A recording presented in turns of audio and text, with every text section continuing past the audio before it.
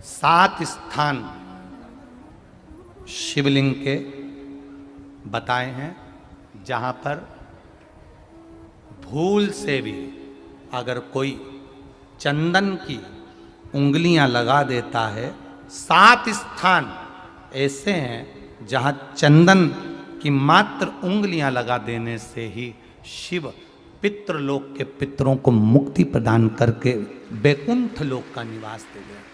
7 स्थान।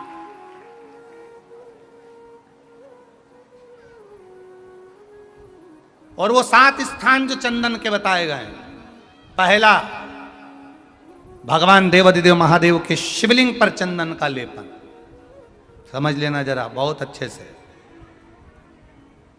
आपको लगता है स्वप्न में कोई मुर्दे दिख रहे हैं, या कोई जल रहा है, या कोई मर रहा है, या कोई चला गया है, ऐसा भय लगता है।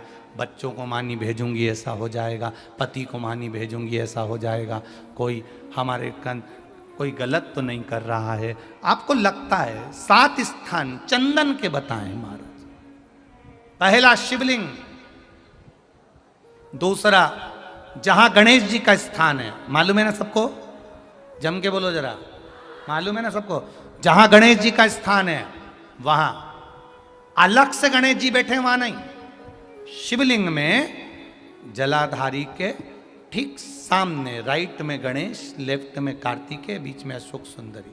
तो पहला चंदन बाबा के शिवलिंग पर, दूसरा गणेश जी पर चंदन की उंगली, तीसरा षडानंद कार्तिकेय पर चंदन की उंगली, चौथा अशोक सुंदरी पर चंदन की उंगली, पांचवा जलाधारी पर चंदन की उंगली, छठा जो शिवलिंग का जल बह रहा है इसके ठीक विपरीत की ओर चंदन की उंगली, और सातवां चंदन नंदी के मस्तक के ऊपर जो 2 सींग लगे रहते हैं उस पर चंदन की उंगली।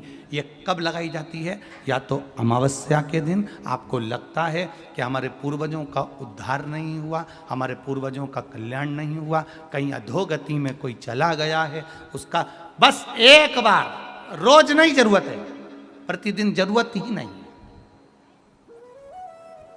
महीने में एक बार अगर अमावस्या के दिन भी आपने चंदन के थोड़ा सा चंदन अगर मेरे देवाधिदेव महादेव को 7 स्थान पर समर्पित किया है।